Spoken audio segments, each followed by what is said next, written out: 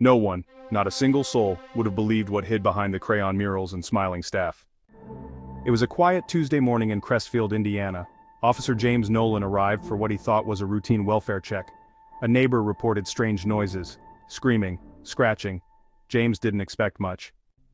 But Diesel, his loyal and retired Marine K9 partner, sensed something was off. Years of training and experience had taught him to trust his instincts, even when everything seemed normal on the surface. Diesel's bond with his handler ran deep, and he could pick up on the smallest changes in the environment.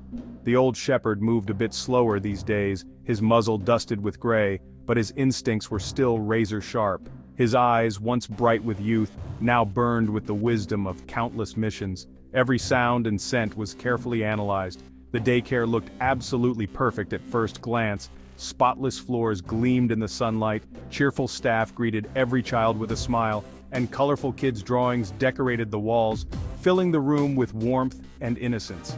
Everything seemed safe and ordinary. But Diesel paid no attention to the friendly faces, the laughter, or the scattered toys. He was focused, his nose twitching as he filtered through the layers of familiar and unfamiliar scents, searching for something out of place. Without hesitation, Diesel walked straight to the nap room, his body tense with purpose. Suddenly, he began to dig at the floor with fierce determination, his instincts screaming that something important was hidden beneath the surface. James knelt down beside the officer, his eyes scanning the dimly lit floor for anything out of place. The K9 handler and his dog moved quietly, noses close to the ground, searching for clues in the silence. Every detail mattered in a place like this, where secrets could hide in plain sight. That's when James noticed it, a faint, almost invisible seam running through the laminate.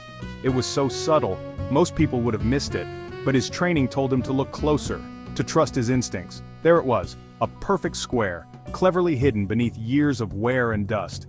Someone had gone to great lengths to conceal it. James carefully pulled back the old rug, revealing the hollow sound beneath his feet. The floor echoed differently here, as if it was guarding a secret just below the surface.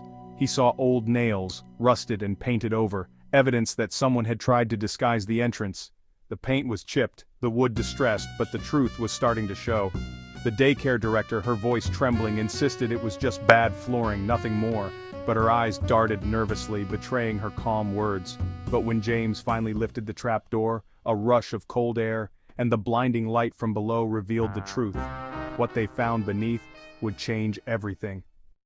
A hidden room, 6 feet underground, blank concrete, a bucket, moldy sleeping bags, child-sized, and then... A little boy tugged on James's sleeve, and then, in a quiet, trembling whisper, he said, "That's where the other kids go, when they don't listen." Backup arrived, sirens flashing in the darkness, the air thick with tension. Forensics teams moved in, their white suits ghostly under the streetlights. Child Protective Services stood by, ready to help. The building was cordoned off, a sense of urgency in every movement, as officers and specialists prepared for what they might find inside. Inside, investigators discovered chilling evidence, deep scratch marks gouged into the painted walls, desperate signs of struggle. Bloodstains, dark and dried, marked the old wooden floorboards, hinting at the trauma that had unfolded in the shadows. Then, behind a vent, in a cramped, hidden crawl space, they heard something, a faint, trembling voice. Barely audible, it whispered a single word, "Help." The rescuers froze, hearts pounding, as they realized someone was still alive inside. Carefully, they reached in and pulled out a tiny figure, a 4-year-old girl. She was dehydrated, her face streaked with dust and fear, but she was alive. Tears welled up in the eyes of the rescuers as relief washed over them. Her first word, whispered through cracked lips, was simple and unexpected. "Doggy." It was a fragile sign of hope in the midst of chaos. Diesel, the K9 officer, gently licked her cheek, offering comfort. The bond between the child and the dog was instant, a small moment of warmth after so much darkness. The daycare was immediately shut down, arrests were made on the spot, and a full-scale investigation was launched. The community would never be the same, but hope had survived. But none of it, not a single discovery, would have happened without Diesel.